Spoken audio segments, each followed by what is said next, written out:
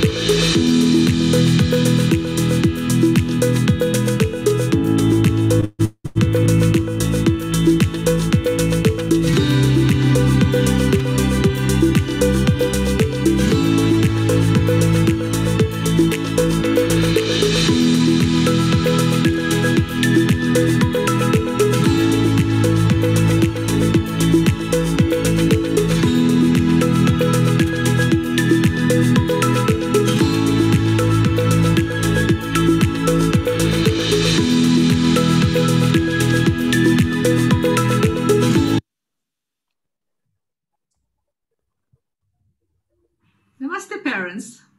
My heartiest felicitations go out to Shri Educare for launching yet another school, the Shri Ram Academy, all the way in Hyderabad. Congratulations, Miss Sindhura and Miss Aishwarya. It was just 5 years back that TSUS came into being, and 5 years on, yet another milestone. What a wonderful start. Padma Shri Mrs. Manju Bharatram had a dream. She started the Shri Ram schools in Delhi and Gurgaon all the way in 1988. Schools grew from strength to strength, from national to international. So the Shri Ram Academy is born with a spirit of internationalism. The Shri Ram students, when they leave the portals of our school, they carry with them values, compassion, empathy, courage of conviction, and loads more. And that's why we are here. So parents, get ready to welcome Shri Ram Academy. It's a school that believes in the child. Child centricity is what we stand for, what we believe in. Once again, heartiest congratulations. Thank you.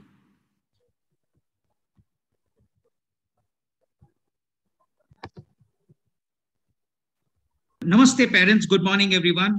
And thank you, Monita, for such an insightful session on joy. I really appreciate the way you have expressed it. And in fact, I take a lot of things, and I take joy as one of the things which I'll take it for 2022 or maybe my lifelong. So that's one thing which I think so we all of us have to imbibe in it. Okay, namaste, parents. And I would like to say one thing. The power of new beginning is immense. And I think so that's a very important statement which I'm making, because any new beginning, if it is put across with an expansion, it just gives an reassurance that we are going in the right direction. And why I say this so is the way, and I'm so happy, and on behalf of SEL, I would like to congratulate the entire team of TSRA, the way they actually led the TSUS and made such a beautiful institution and gave such a good gift to the residents of Hyderabad It's really, really appreciative. All this could have not happened had the parent community not come into the picture. And I would like to thank all the parents in making this happen and building up a strong Shri community. And thank you so much, all of you, for making this as a success story. But life doesn't end here. And I would like to congratulate Ms. Sindhura and Ms. Aishwarya for laying down the foundation for the Shri Ram Academy, and especially for the parents who are really looking in for providing international curriculum to their kids in the city of Hyderabad. Ms. Aishwarya and Sindhura have been really dedicated and will been working very hard in terms of ensuring this particular thing. We at SEL will always remain, and we have been in the past and will always remain, a true supporter, and will extend all the support and the strength required to make this dream into a reality. I would also like to mention the name of Padam Shri Ms. Manju Bharatram, who always believed in creating spaces in the minds where students wanted to learn at their own pace. As we know, in such a tough and competitive environment, kids really get led away into a journey where they are not able to keep pace.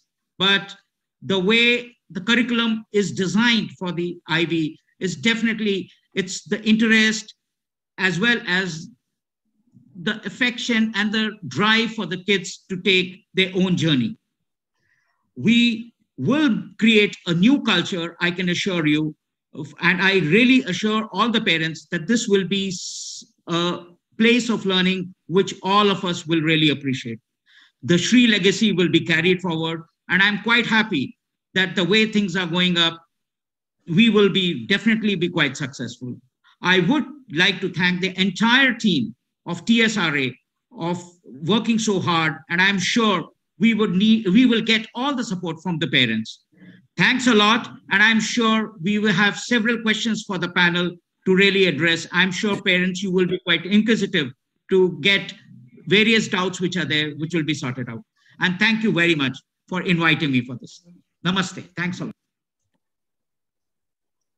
Hello, parents. My name is Munita Sen, and I am the PYP Authorization Manager at the International Baccalaureate Organization. Today, I'm thinking out loud about joy. And as I work in the field of education, of course, I'm thinking about what joy means in relation to learning. If you think of a time when learning was joyful for you, the chances are that it's something that you were passionate about, or perhaps you were so engaged in the learning that you forgot about time completely. So joy in learning is strongly linked to intrinsic motivation. But what does joyful learning look like? For me, it's learning that engages students and fills them with a sense of wonder and achievement. Joyful learning is not too easy or too difficult. It challenges students and motivates them to persevere. Joyful learning is relevant to the learner. It makes sense to them, and it's personally significant. Joyful learning provides both emotional and intellectual satisfaction, whether this comes from working alone or with others. I think that young children are naturally joyful learners, and as educators and parents, I believe it's our role to help them tap into their joy, recognize it, and hold on to it so that they can continue to find joy in learning throughout their lives. I hope that you find joy today. Thank you.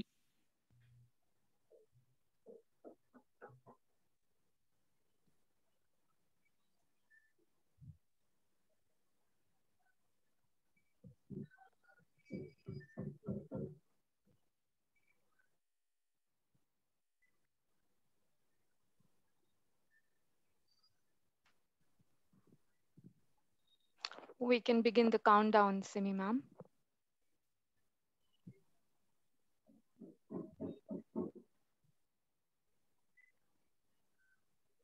Namaste, and a very warm welcome to one and all. The Shri Ram Academy strongly believes that growth and nurturance occur when there is an amalgamation of robust teaching and learning approaches. In this regard, the school brings to you a series of webinars wherein we share deeper insights about our philosophy and pedagogy at the Shri Ram Academy. In this series, under the umbrella of Joyful Pursuit of Excellence, the first webinar was conducted on young children as powerful learners, followed by the second webinar on the joy of learning, education for the future.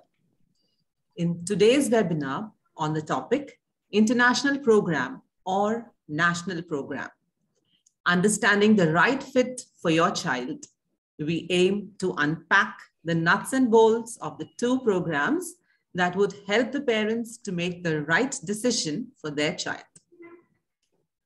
On behalf of Ms. Sindhura Indukuri and Ms. Aishwarya Kuda, our managing directors of the Shri Ram Hyderabad schools, Dr. Jyoti Reddy, Director of Education, the Shri Ram Hyderabad schools, and the founder principal of the Shri Ram Universal School, Ms. Nisha Chandar, Vice President Operations, the Shri Ram Hyderabad schools, Ms. Sunita Gujala, Deputy Head of the Shri Ram Academy, and Ms. Sapna Yadav, Vice President Operations, International Curriculum, Shri Educare Limited. I extend a warm welcome to all the dignitaries, panelists, and the moderator. I am delighted to share that we have on the panel today, Ms. Manika Sharma, Director, the Shri Ram Schools, Delhi and Gurugram, a dedicated educator and unwavering belief in meaningful education that nurtures lifelong learners. Ms. Manika Sharma has a passion for inclusion and diversity. Post her graduation, she went on to complete her master's in education. She currently is trained in both national and international curriculum and has been training and empowering others in this space over the last few decades. Under her leadership, TSRS has been the most sought after school in the country and boasts of great academic and extracurricular results. A grandmother to 3 lovely grandchildren and a mother to 2 girls, Ms. Sharma lives in New Delhi with a husband and a bookshelf full of books. Welcome, ma'am. It is indeed an honor and privilege to have you with us. My pleasure. Absolute privilege. Thank you. Thank you, ma'am. I also extend a heartfelt welcome to Ms. Kinnari Shah, Head of School at D.Y. Patil International School, Worli, DP Evaluation Leader, Reader and Examiner. Her vision is to establish a learning environment to make it conducive for students to develop life skills and global citizens. We are extremely happy and filled with gratitude to have you joining us today, ma'am. Thank you. I am elated to share with you all that we have our IBDP students from the Shri Ram schools, Delhi and Gurugram, Ms. Tara Jingjing Gopinath and Ms. Yamini Rajalakshmi Singh. Jingjing Gopinath in IB2 at Shri Ram School, Mulsori, is applying to the US and the UK for college, and so far has offers from UCL, University of Edinburgh, and University of St. Andrews. She is on the editorial board and is interested in writing poetry, also a ballet dancer and a theater performer and director. Yamini Rajalakshmi Singh is in IB2 at the Shri Ram School, Mulsari. She has received 4 out of her 5 UK colleges, Cambridge, St. Andrews, Durham, and King's. In her spare time, she loves to read non-fiction books and watch documentaries on historical events. Ms. Tara Jingjing Gopinath and Ms. Yamini Rajalakshmi Singh are going to enrich us with the student perspective and takeaways. We also have with us Ms. Neeti Thakkar as the moderator, who would be the voice of parents in this insightful session. She is an avid writer, blogger with a master's degree in philosophy with ethics and theory of knowledge as her main subjects. Her writings have been covered in the educationalist column of the Times of India, NIE segment. A mother of 2, a 10th and a 6th grader, and has been actively reading about national and international programs, as she also seeks support in understanding the right fit for her children. She brings on board the dilemmas that the parent faces as part of school admissions and choosing the right curriculum fit for the children. So without further ado, let us begin the panel discussion. Over to you, Neeti ma'am.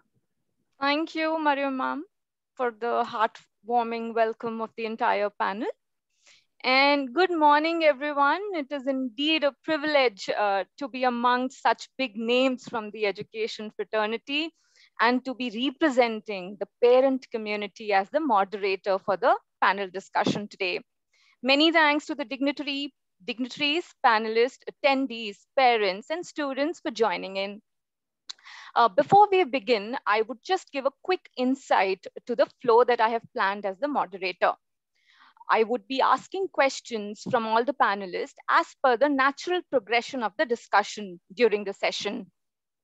The planned duration of the webinar is 1 hour, and I would try my best to keep a tab on time in every round. The questions will be picked from the audience towards the end of the webinar in the question and answer round. So I request the audience who's live on the Facebook page, official Facebook page of the Shri Ram Academy, to keep posting their comments in the comment box. And the people who are live with us from the Zoom room can keep typing on the chat box. And we assure you that the questions will be taken during the end, towards the end of the webinar. Through this webinar today, my endeavor is to bring forward the dilemmas that parents face in deciding the right school and board for their children.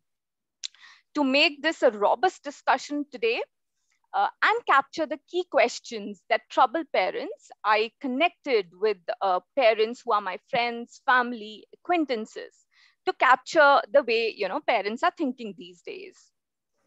As a mother of two whose eldest child is in grade 10, I can say that I still find it a challenge to understand the right fit for my child. So the questions that I will be asking today will be mirroring the queries of the parents. And I'm confident that towards the end of the webinar, we, the parents, would have answers that we are looking for. So let's begin round one. I invite all the panelists to share their thoughts on the topic for the day, national program or international program, understanding the right fit for the child. A 1 minute encapsulation of your thoughts on the topic. Manika ma'am, we can begin with you. Okay, thank you so much, Neeti. Well, what should I say? I think Indian rootedness and international stamp.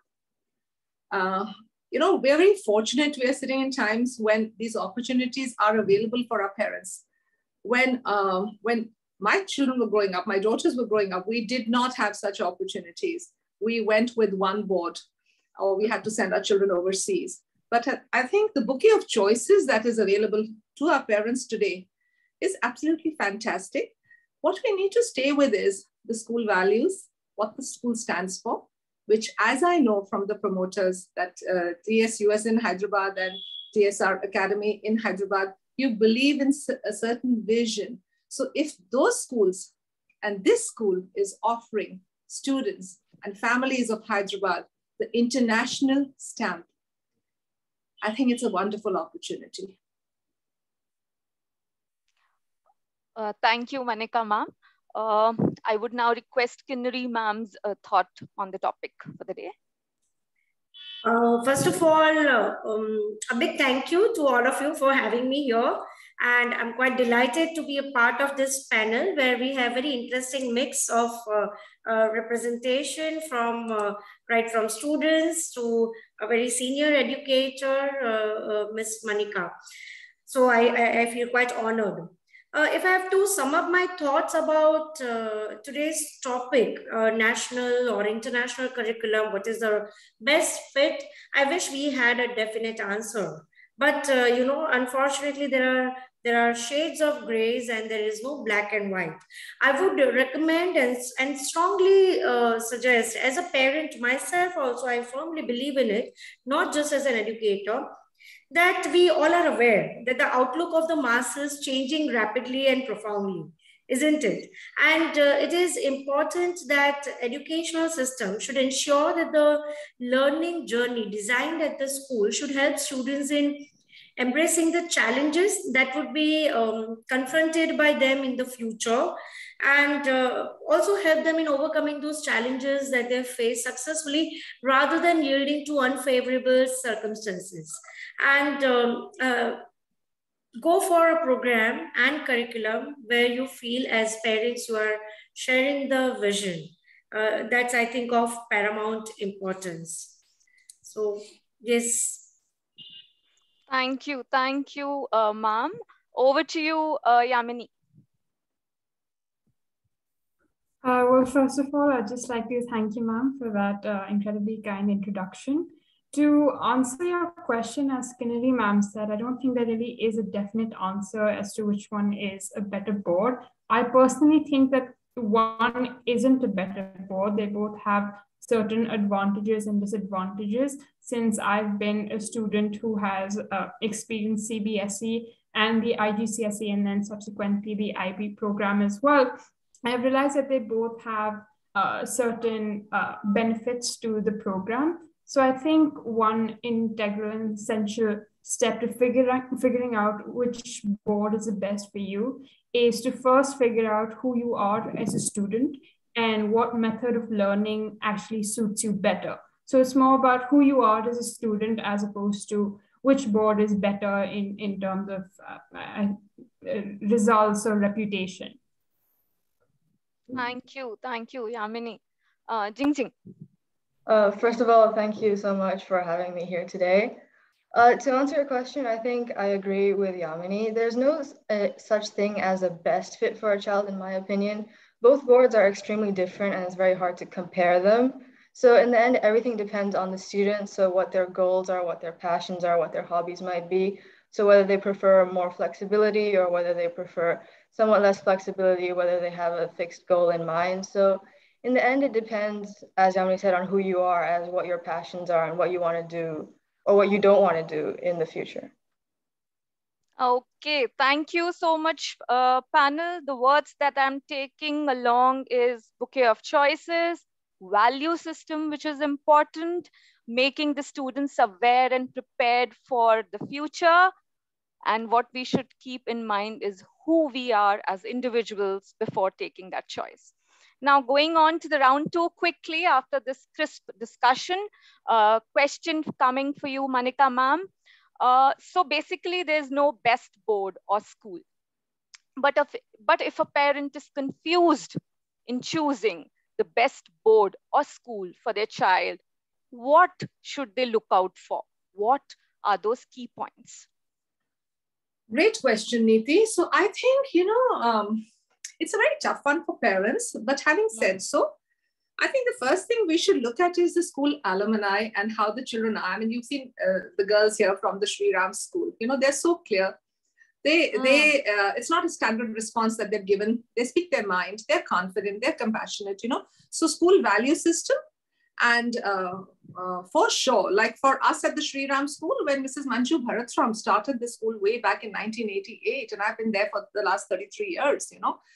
She was very clear about the kind of school that she wanted to set up. And I see the same kind of passion, the same vision, in both Aishwarya ma'am and Sindhura ma'am, that they're very clear about what they want from the school. And so that's the first thing. So choice of school, I think it's very easy to answer, that you have to see where the promoter family is coming from, what is their vision, what are their thoughts, what do they believe in, what do they stand for, and all of that. And that we experience at the Shri Ram school. So I can say with conviction. Again, rewinding to 88, when we started the school, at that point in time, every school in Delhi, there was no Gurgaon really, but every school in Delhi was CBSE, right? But she came from a space, and what a visionary, she was. She came from a space where she felt that I want my children to think. I want my children to apply their knowledge. I want my children to experience joy, as the theme is for this morning. I want to offer them a board that brings all of that together. Something on the lines of what Yamini also said, that children need to be able to, bring that. joy to learning. And she said that, and we opted for going for the ICSE and the ISC board in those times. Not to discount any national board. Those are choices that rest with the school about what they want to pursue, which board they want to pursue. Having said that, I remember when we started, there were questions just like this, exactly the same seminar, webinar that we are having today. This was in person, in school, in the assembly hall where parents were invited, and they had the question CBSE over ISC. So again, I'm back, it's deja vu for me when I'm sitting here and saying, now, International Baccalaureate, PYP, versus any other board. So in the first 3 years of us being established, by 1991, we had serpentine queues outside the school because everyone wanted to experience the ICSE, ISC, especially those parents who had been to boarding schools themselves and who had experienced that board, were thrilled that a school in Delhi was, opting for this. 16 years back, Mrs. Bharatram again realized it's time to move on. It's time to give a choice to our parents to see what, since I mentioned the bouquet of choices, what do the parents want? Which way is the world headed? Do they have a right to choose an international program? Of course, the parent reserves the right. So you're very lucky that you have TSUS and the Academy, Shri Ram Academy in Hyderabad in one city. We had to, in one school, we had to sort of offer both the boards, and again, it was a visionary like her who could think about this, because today we stand very tall in the IB world and in the ISC world. We have the best placements across the country, I can say, and I have data to prove that. So choice of board is entirely the family's decision. When children move to us mid-year, like Bo Jingjing and Yamini did from CBSE boards, by that point in time, they could decide for themselves what is it that they want to do. They were all of 14, 15-year-olds, and they had a mind of their own and they could decide. But for early years, when children are joining at age 4, I think the parent has to take that call. A very informed decision, which school and which program. And like I said, every parent should do the little bit of homework to get an understanding of which board offers what, and then take that decision. Take that decision for their child. A 4-year-old cannot decide. The parent has to decide, and we are here to answer all your queries, parents. More than welcome to throw any question, because we come with that experience to be able to juggle all those balls. So back to you, Neeti. Yeah, thank you so much, Manika ma'am. The words that I'm taking from you for this question are to have alignment with the vision of the school, with the value system that the school offers, children to be seen as thinkers, and we should offer them a board that brings in the joy of learning. Now, coming to Kinnari ma'am, my question for you is that if a parent is unfamiliar with IB-PYP, how as a parent can then they support the child? Thank you, Neeti, for that question, because that is something that we feel all the time, because many of the young parents, they themselves have not experienced international curriculum, but they are aware that that's a very good option available to the children today and would want to exercise that option for sure. I would personally recommend that it's a good idea to have ongoing communication with the school.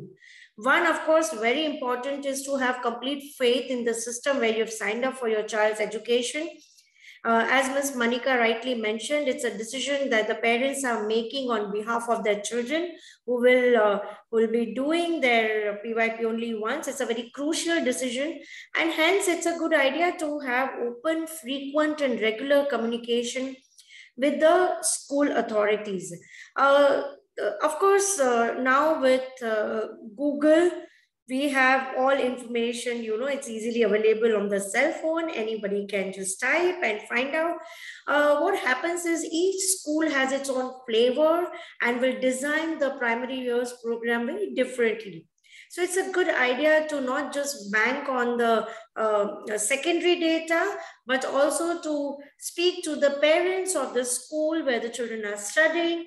Like the Shri Ram school has arranged today, a lot of schools are arranging webinars and these remain available for a very long time. So doing that ongoing research and study, doing the homework, if I may borrow a word from Ms. Manika, would help them in coping up better with the PYP requirements. And one suggestion on a lighter note that I always tell parents is stay away. So do not try to tell children that memorize, you need to do rote learning, you need to write a sentence 100 times and only then you will excel at it. So gone are the days, maybe we did it as children. We all are product of national curriculum. We are doing good. However, the times have changed and we no longer need to focus on memorizing and reproduction of information. Thank you, Kinnari ma'am. The takeaways for me from your answer is it is essential for the parent to enjoy the right flavors that IB PYP has to offer, and that can be done by having open and frequent communication with the school or the board that you are choosing for your child, and to trust the process. Okay, now coming to one second, Zing. As we have come to know that you have studied in the national curriculum up to grade 10, how easy or difficult was it for you to decide between the national and the international curriculum in the last 2 years of your school life? What was your rationale, Jingxing? I think that's a great question because for me, I've always been a very curious child. So in the national curriculum, there was not much space to ask questions and to find answers on my own. Instead, it was very structured and there wasn't much freedom or any flexibility. So what I wanted was a challenge, and I believed the IB would offer this challenge to me because it had all this flexibility and it had a lot of avenues that you could explore. And most of all, what I really enjoyed or what I really looked forward to was the extended essay, where you have an entire 4,000 words to answer any question you want based on anything you want. So I thought that was an amazing thing. And that's why part of the reason why I decided to choose the IB. Oh, that's great. And then your, if I may say so, your curiosity and the desire to seek flexibility was fulfilled. Indeed, definitely. Yeah. Okay, thank you so much for that. Now, moving on to Yamini. Yamini, my question for you would be, what skills do you think you have gained by studying in the IB DP program? Why do you think this is a critical skill that you have learned for your life? Well, I think there are two important skills that I've learned. If I had to choose from a variety of skills that the IB has sort of instilled in me. So I think the first one is becoming independent, which I think is especially important when you go out into the real world. So the IB is structured in a way where you find out your own answers. That's not to say that the teachers aren't there to help you. They're there with you in every single step. But the onus lies on yourself to sort of satisfy your quench for, the pursuit of knowledge, which is what I found really interesting. So for instance, Jing had also mentioned about the extended essay, which is essentially an exploration of a particular area of knowledge. And this is something that you investigate and research by yourself. Similarly, we also have internal assessments, which are also known as our IAs, which we get to know in each subject. So for instance, I was particularly interested in history, which I'm now going to be pursuing in college. And I get to choose a topic which interests me, and then I get to further research on this topic by myself. And if I have a requirement or I need help, I can always approach my teacher. But that sense of independence that you gain, I think, is really important. The second skill that I picked up from the IB was the ability to critically think for myself.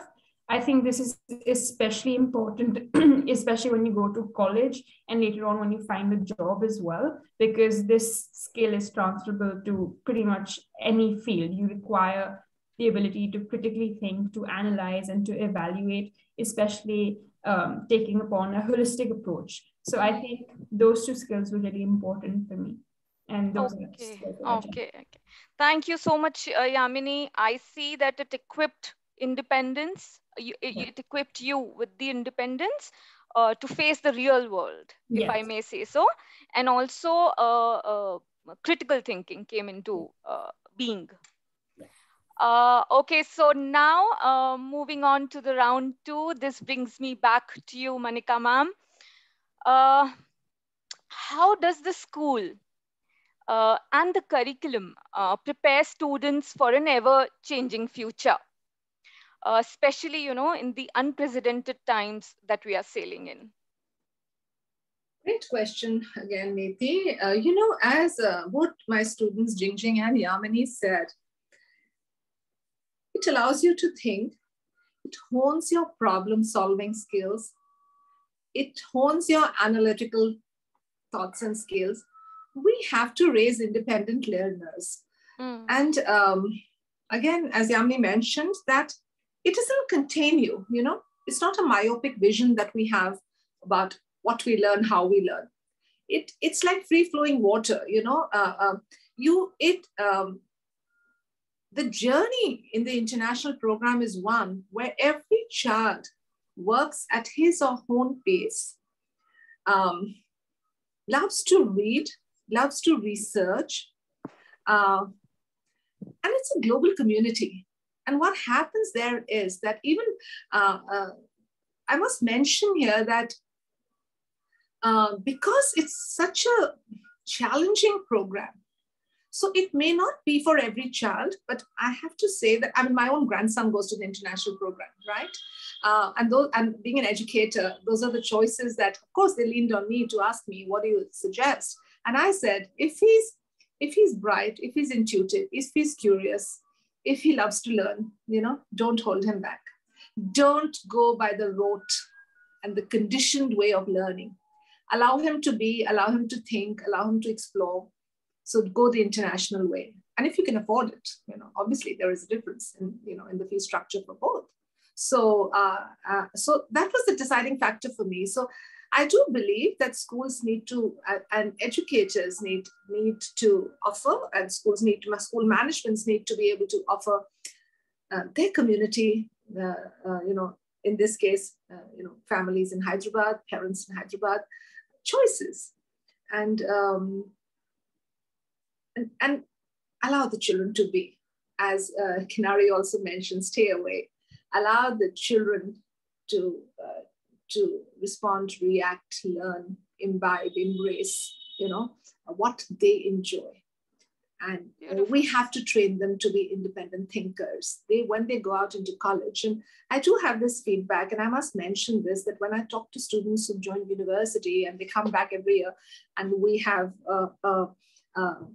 alumni meet every year, in the month of January, we call all our alumni back and we have a meet. We meet outside the school, and we party with our students. And I talk to them and I say, how was it when you moved out of school and went into university? Many of them say, and I'm just voicing their thoughts, many of them say that, the IB trained us. We didn't have to unlearn. It trained us to actually beautifully synced in with what university education was overseas, for those who went overseas. There was no unlearning. Otherwise, for many students across the country, they have to unlearn before they get into a university, because then nobody is going to hold your hand. You have to be independent thinkers and learners. So that was a big takeaway for me. Okay, thank you so much, Manika ma'am. the statement that has stayed with me is learning in IB is like free flowing water. So that has had its own impact. And I've also understood that the students didn't require to unlearn when they enter the university levels. I would just want to go to Yamini first and have a question for her. Yamini, IB talks about approaches to learning. I would be really keen to know your experience around this. Which of the approaches, to learning skills do you think you made a conscious effort in developing, and how that has helped you to be a better learner?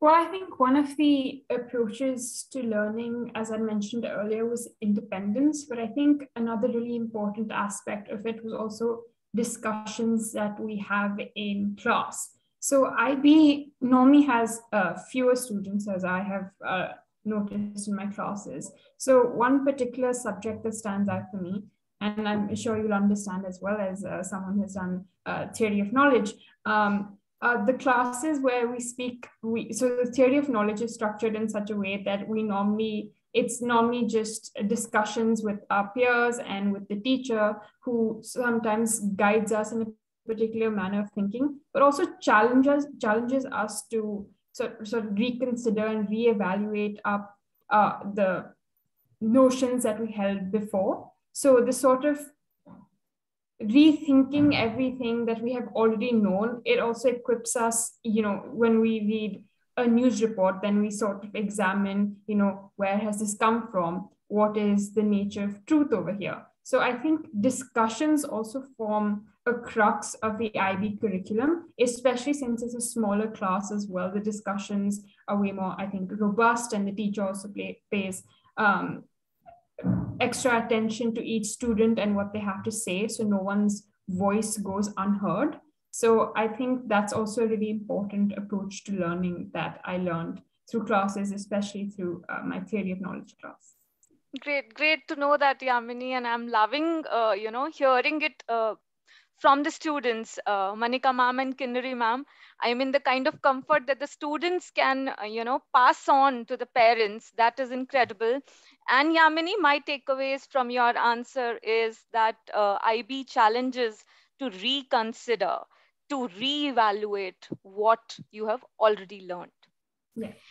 Okay, so now going on to Kinnari ma'am, my question for you would be, what I understand from Yamini right now is that there is a very clear focus on developing competencies in students in IB. So as a school leader, how do you think that the structure of programs support student engagement and learning? So IB is a very fluid program, right? If you notice, both Zing Zing and Yamini, both of them, though they gave different answers, but the outcome was what they enjoyed the most about the international curriculum is the freedom of choices and freedom to make mistakes and freedom to reflect on their learning journey. So whether it is about TOK, whether it is about extended essay, they have freedom to express their opinion, to share their ideas, to voice their concerns. Extended essay is research paper where a child is able to pick up a topic of his or her choice, can do research and write in detail about what he or she thinks is the right approach. And I think that whole exercise is very participative. Right? Okay. So children, and not just for the diploma program, that holds true even for the primary years program, where the learning journey is not dictated by the school or by the teacher. The learning journey is designed collectively and collaboratively by taking students' inputs. And even if the diploma program is a very structured program because it has defined disciplines and it has defined curriculum, but ATL skills that Yamini was talking about a while ago is that thread that very successfully establishes connections across the disciplines, and the students are able to transfer knowledge from one discipline to the other. and hence are able to, each one will have a different takeaway from the same classroom, from the same conversation, because of their own perspectives and their own past experiences.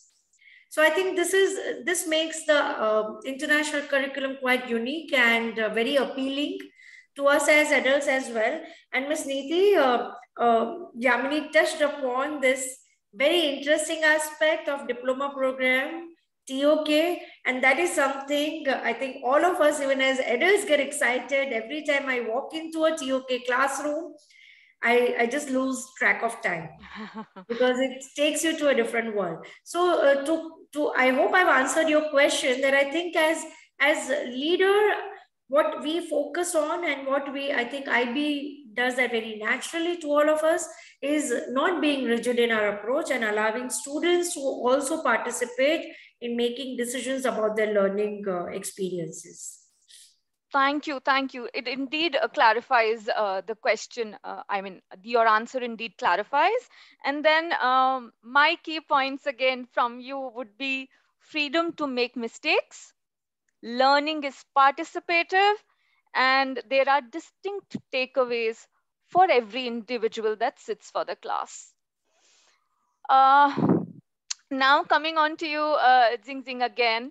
IB talks about inquiry-based learning. This is what we are getting to understand.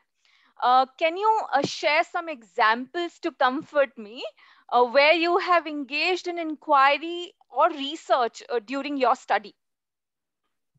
Also, I guess I'll start talking with about the extended essay, because that's the largest one of all the inquiries we do. I mean, of course, we have the IAs, the internal assessments, and we have the TOK exhibition. I'll talk about that a little bit later. But I feel like the extended essay, what I did was I was able to explore a longstanding love for the Ottoman Empire, in specific the fall of the Ottoman Empire. So I was able to research the effect of divides within the ulema. The ulema are a class of religious scholars, and the effects of these divides on the fall of the Ottoman Empire as a whole. And I feel like this was really interesting because most of the time people don't really think about the possibility of divides within the religious scholars, because most of us have been sort of shaped by the bias of a monolithic Islam. And so the fact that I was able to find evidence of these divides and then to look at their effects, I feel like that was very important and very interesting, in that I was able to overturn some of my own biases as well as to uncover biases in the rest of the world as well. So that was truly an amazing experience. I think another one of these inquiry-based projects was the TOK exhibition, where we pick 3 objects. They're pictures of whatever object you like, perhaps a book, and then you use them to talk about knowledge as a whole. So perhaps, what is knowledge? So what does this book tell you about what knowledge is? Or what does this book tell you about how we create knowledge or how we acquire knowledge? And I feel like that makes you think much deeper about what might be ordinary objects. And that also helps you develop your critical thinking skills in addition to inquiry. Okay, I'm just tempted to ask a question in extension to what I did ask. Did it help you while you were writing your university applications, Jing? To some extent, I suppose it did, because the IB, it helps you write essays. And so even a lot of the assessments in history or English, it's all essay-based instead of short answers. And to some extent, that does help with your writing skills, and so in extension with your university applications. Understood. Thank you so much for your answer. Right now there's a hovering thought in my mind, and I would want to clarify that with both Manika ma'am and Kinnari ma'am, because we have heard the students, talk, and this reminds me of a repetitive question that came when I was having my discussions with the parents. The question was, to what extent will studying in the IB help my child prepare for competitive exams in India? Trust me, this question was thrown time and again by almost all the parents that I connected with. And frankly, even I have this query. Will my child, there's an extension to the question, will my child be in any way disadvantaged of having studied in the IB if they are appearing for these competitive exams? Kinnari, do you want to go first? Sure. So having spent my life in the diploma program, yes, we always have juggled this question. To be very honest, Niti, there was a time, maybe 10, 15 years ago, where it was difficult for the international curriculum students to merge back into the national curriculum or the conventional stream. But if you notice over a period of time, our universities have evolved, they have modified their curriculum, and awareness of international curriculum and its the aspects that it brings out in students has improved drastically. As a result, our national universities are very willingly accepting students in their colleges. And this is true not just for the Maharashtra region where I am based, but this is true even for northern region or for a city like Hyderabad, where people have started realizing that this, and just listen to Yamini and Zinzin today, and you realize they are talking like adults. They are able to express their ideas without offending anyone. And this is what IB does to you. So universities are accepting IB children with open arms. So if I talk about my city, we had a time, 15 years ago, we used to struggle. We used to struggle to convince colleges that, look, IB student is going to bring value to your college. And today the tables have turned. We have Mumbai University and reputed colleges in Mumbai accepting and inviting IB students and respecting IB's even predicted grades. So I don't think there is going to be any disadvantage of studying in international curriculum and then moving to local universities in India. If you say, will there be an advantage? Definitely. So I'll just, extend my response by a couple of more seconds. I had a student a few years back. She, after doing her diploma program, she went on to do business administration in Mumbai University, a very reputed college in Mumbai. And, they do keep in touch. And like Miss Manika said, in one of the alumni meets, when she met me and she said, ma'am, we have toppers in the class who are not able to speak confidently in front of their own colleagues. But it was never an issue for me. And when difficult questions are thrown at me by my professors, I'm able to express myself without any inhibition. So that is an advantage of studying in international curriculum that's going to allow you to evaluate information and will not force you to restrict your thinking process by just, listening to what information is presented to you and just stick to that. So I think there is definitely an advantage, but no disadvantage. Thank you, ma'am. Looking forward now to hear you, Manika ma'am. Kinari has said it all, actually, very beautifully put. I just want to say one thing. Very recently, you would be aware that the Delhi government has embraced the IB. Yeah. Right? The government schools in the capital, a handful of government schools have embraced. Why have they done that? Because they want children who cannot afford private schools. They want them to experience an education like that. They reached out to us. We did a couple of training programs for them. My IB coordinator, Anjali Sharma, did some training programs for them. So that answers it, that it's not an opportunity lost. It's not that the students who, leave the portals of the school after having done the IB program, denied any opportunities. No, that was, as I would have said the same, that 16 years back when we started, parents were a bit tentative. What's the right thing to do? But today, not at all. Not at all. Equal opportunities for all. The only thing that the cutting edge for the international program is that it allows children to be, it allows children to think, it allows them to apply their knowledge.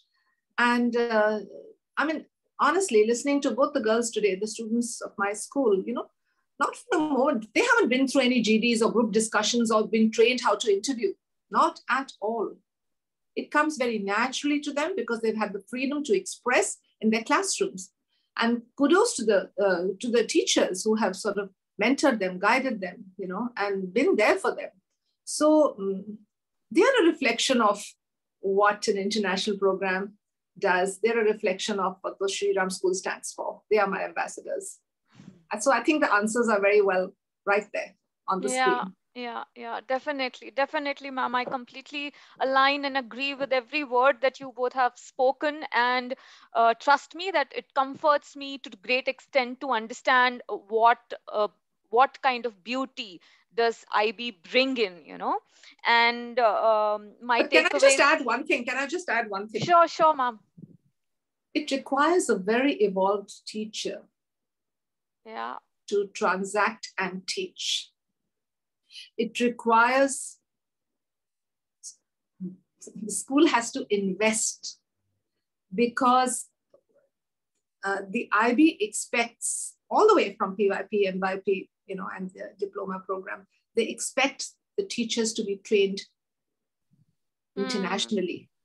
The school has to have a very healthy budget to make sure that enough investment and coaching happens for all the teachers who we recruit, select to teach the international programs. It just doesn't happen like that. You know, there's a commitment from the school.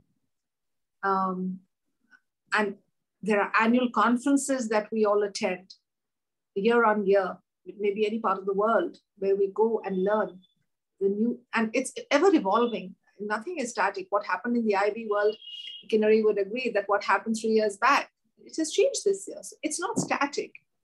And I think that's really important, because they change with the times. And attending those conferences are mandatory for us. Travel, staying there, you know, in a strange country, attending those 2 to 3 days conferences, learning. So I think huge credit to the teachers. And the coordinator carries a lot on her shoulder. Just to be able to make sure that everything, the children, you know, their experience is one that IB expects. And they have very stringent standards of authorizing schools if they can hold the IB program. So authorization and reauthorization after 5 years. And they're very stringent processes that they come back to private schools to go through every book to ensure that the teachers are trained, the lesson plans are updated, and the management is committed, and all of that. I must mention that because, you know, when schools start the IB, for a lot of parents, they do say, oh, it's so expensive. But have you seen back end, what is the expectation? Every teacher is trained 3 times over in the year. And they have to travel. They have to travel. Yeah. So what I'm understanding right now is there's a lot of professional development involved, annual conferences happening, ever evolving mechanism in place, travels, meetups. So I extend my question now to Kinnari ma'am in regard to this thought only, that you know, the IB schools tend to have a higher fee structure. Manika ma'am also briefly touched on this aspect. Now this influences the decision of the parents in taking admission. So what would be your suggestion to parents on this account? Yes, definitely. I think all of us look at the price tag attached to the product, and in terms of school, there are so many options available. So one will definitely evaluate the fees that they will be paying annually, year on year. I would just encourage parents, and I see that there is some similar question also in the chat box about it. I would encourage parents to think on the lines of cost benefit analysis. First of all, what is the purpose of education? Is it just to gain good grade sheet, mark sheet? Just look around in your circle, in the society, you would see a lot of people, adults, who are at some point toppers of their classrooms, but are not very happy individuals. So I don't think that the grade sheet is an indicator of a successful individual, right? So what makes a good education program? What is important for you to see is, where is my child going to be happy, is going to feel safe, and is going to have freedom to participate. I'm going back to the same point that I harped upon earlier. where, you know, the students will be allowed to make mistakes, and the school is going to celebrate those mistakes and ask the child to reflect on it. Sign up for a curriculum where it is, you know, sometimes when somebody says that my entire class has progressed at the same rate, all of them are doing excellent, I think something is wrong there. It's not possible that each and every child is sitting in the classroom is progressing at the same rate, at the same pace. So is there any scope for differentiation? Is there any scope for my child to have choices in the subjects and in the activities that he or she is going to sign up for? Or it is that it's a package deal. This is packed and you buy it, and whether you enjoy it or not, you like it or not, you have to study. So now to come back to the question about fees, then why is international curriculum charging a bit higher fee than the national curriculum or other options that we have? It's precisely because of this reason. We customize the learning journey for each child as per that child's needs. So you would see that the differentiation is happening in assessments, differentiation is happening in learning journey, differentiation is happening in the teaching approach. And then look at the return on investment.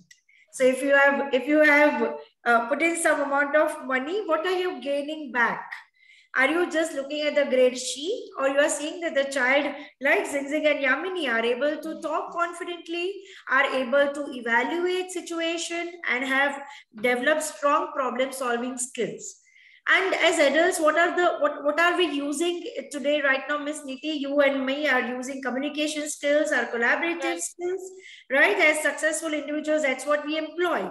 We are not sitting around the grade sheet behind and surviving because of that. So I think rather than just looking at the fees, the numbers, let's look at the bigger picture, and let's look at the purpose why we are signing up for a particular curriculum. And of course, what Ms. Manika said, I fully agree with it. When she speaks about the healthy budget as head of school, that's something, you know, good teachers, evolved teachers, and I feel teachers should not appear in income and expenditure statement as expense. They are assets.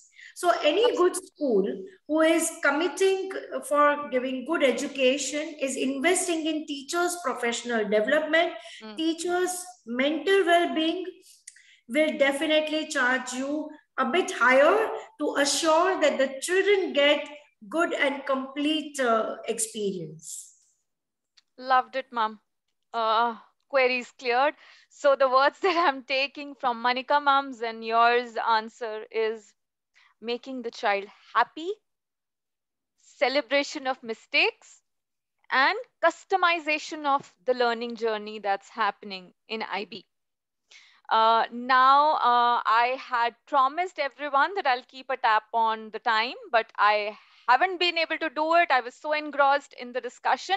But before we go to the audience questions, I would want to converse a little more with Yamini and Tara for a couple of more minutes. As you both are IBDP students, can you please help us parents demonstrate how a classroom looks like in IB? So we have many young parents also whose children are going, joining EYP1 nursery. And if you could help us also understand how assessments happen and how does a student approach these assessments. I would want this answer from both of you. Zingzing, you can go first probably. Sure. So I think as Yamini mentioned earlier, a lot of the classroom work is discussion based. So at first, the teacher might try and guide you through the discussion to guide you in certain directions. But as you grow, you realize that you have learned how to go in these directions by yourself, and the teacher has sort of nurtured you. And so you become much more independent and much more confident in yourself because your voice is always heard and you know what you're going to do and where you're going in the end. And assessment-wise, I think I also mentioned this earlier as well. You write a lot of essays, and I think this also helps you a lot in your college experience, where there too you have to write essays, and you don't have as much perhaps access to your professors who might be busier than the teachers at school. So the teachers also help you with every step of the essay, if you want extra help, if you want to send it to them again and again, they'll let you do that. And so I feel like that's an important part of learning in the classroom. Okay, okay. Yamini? Well, I think what's important to note about assessments is that your assessment is your development. It's not just very static points when the exams appear.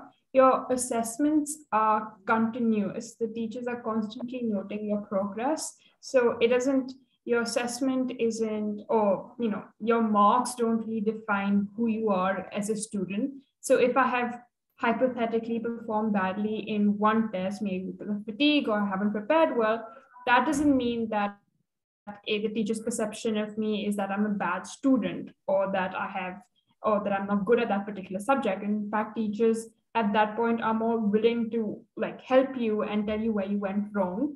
Secondly, as Jingjing also mentioned, the assessments are not purely based on your written exams. They're also about the discussions that you take place. So for instance, for me, I'd noticed as a student that I'm able to vocalize my thoughts better and articulate as compared to my writing. So that also, I think when I told my teachers about that, they understood me as a student better.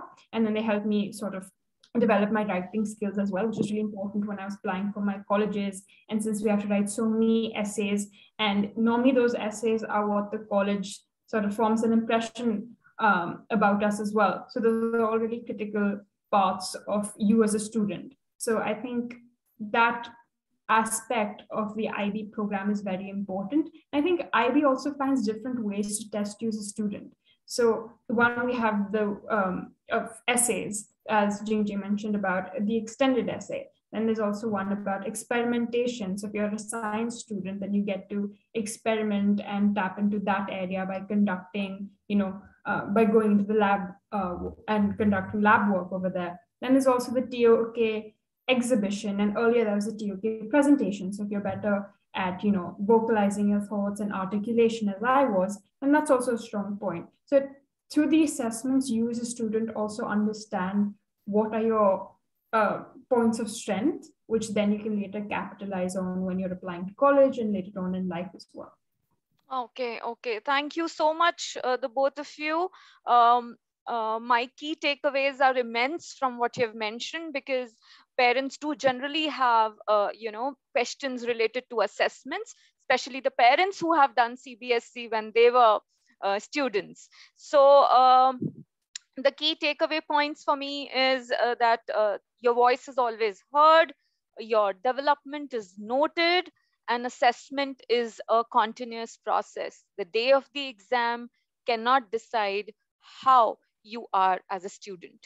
Rather, it has to be fluid, like Manika ma'am also mentioned in one of the other questions. So I would now want to go quickly to Simi ma'am to check for any relevant questions that we have not covered up in the discussion and has come up on the chat box. I am simultaneously trying to check my phone for FB questions as well. Simi ma'am, if you can help me there. Yes, Nidhi ma'am. First of all, thank you to all the parents and the member in the webinar for sharing such insightful and interesting question in the Q&A box and of course in the chat window. Due to the time constraint, Nidhi ma'am, I can take a couple of questions, and here is the first question to you. What are the options or steps or procedure to switch from CBSE board to IB board, and of course vice versa for, let's say, if the child is in middle school or in senior school, again in vice versa in any board? So what exactly the procedure that you suggest to the parent for that? Manika ma'am, would you want to go for this one? No, I'm happy to answer this one, but I think it's best said by either Yamini or Jingjing, because both of them have experienced that. So how was it? Was it a challenge, Yamini, for you or your parents to do that? And Jingjing, would you want to go first? Quickly.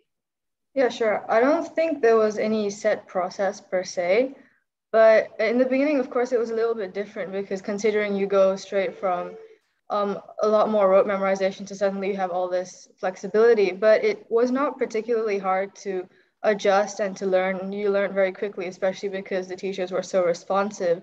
So it wasn't actually too much of a challenge in the end. All right, thank you so much. That answers the question, I think, Simi ma'am. Yes, ma'am. I think this question is relevant to Ms. Kinnari, ma'am.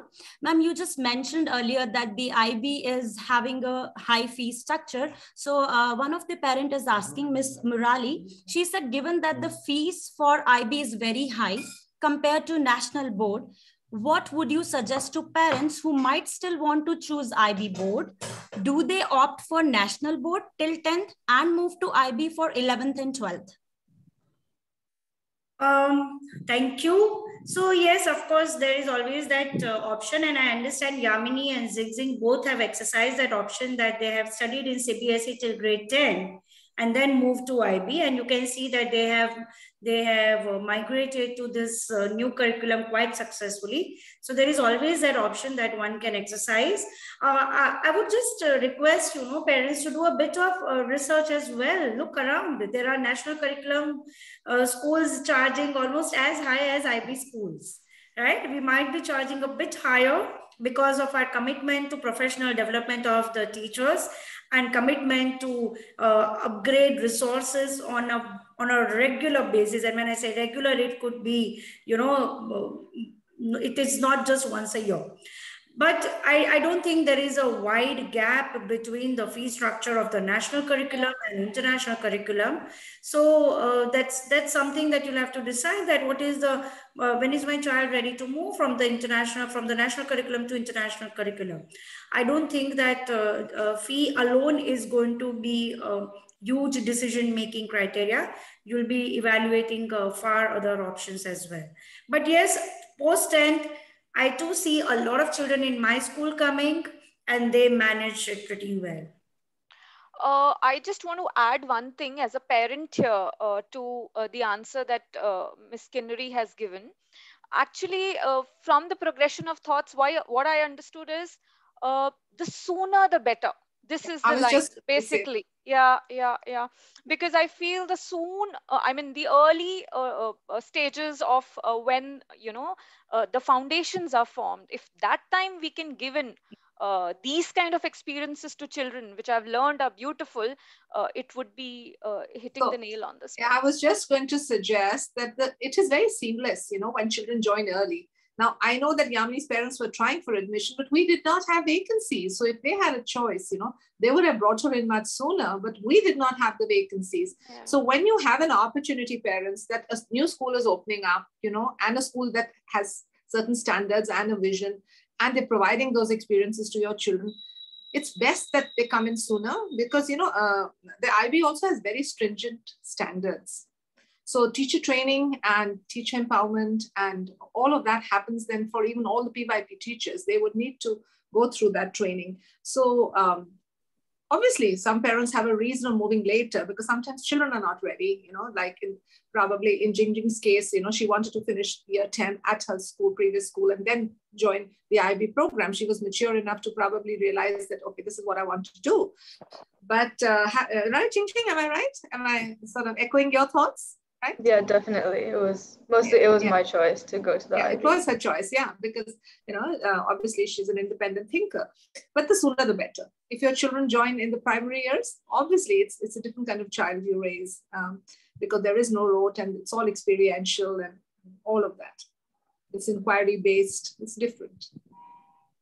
Okay, so Simi ma'am, we are running short on time. I have received a message on my phone that any unanswered questions in the panel discussion today may be written to contact us at tsrahyderabad.com, and the team at the Shri Ram Academy would get back to the parents with the answers that they may be looking for, and if we have not been able to address them. I would just take a minute here to conclude how I felt today as a parent. I came with an empty cup, with a confused state of mind. I thank each one of you, Manika ma'am, Kinnari ma'am, Miss Yamini, Miss Zingzing, you have provided me with so much of clarity and confidence as a parent to make the right choice. I know so much about the IB program and take home many answers to the questions that I brought. Not only I have clarity about the curricula, but I know how are students involved in the learning process. It was an insightful webinar indeed, where I was fortunate to listen to you all. Over to you, Mariam ma'am, at short of words right now, and would want you to take forward. Yes, sure. So the panel discussion indeed gave deeper insights into all the aspects that parents regularly have on their minds while selecting the curriculum for their child. Dear audience, I appreciate your attention and time, and also thank the Shri Ram Academy for giving us an insight into understanding the best curriculum fit for their children. The link to access the feedback form is given in the chat box. Would appreciate if you could give in your valuable feedback on the seminar. Once again, I thank each one of you for being here and hoping to meet you soon in the next fascinating webinar. Take care. Thank you. Thank you. Thank you.